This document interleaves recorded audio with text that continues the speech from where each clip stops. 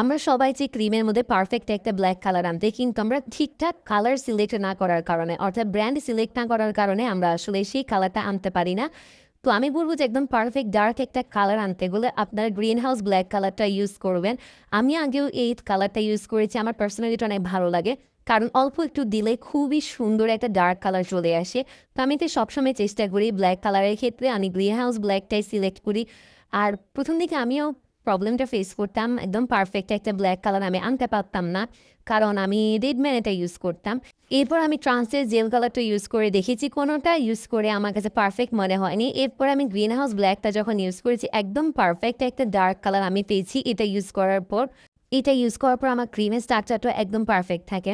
অনেকেই বলেন যে এসব ডার্ক কালার দিয়ে কেকের উপর লিখতে গেলে কালার ছড়ায়, যে এরকম প্রবলেম আপনারা ফেস করে থাকেন। আমি বলবো যে ক্রিমের মধ্যে কালার দেওয়ার পর হাফ আওয়ারের জন্য এটা ফ্রিজে রেখে দেবেন ভালো সেট হওয়ার জন্য, এরপর লিখবেন, দেখবেন একদম পারফেক্ট থাকবে আপনার কেক।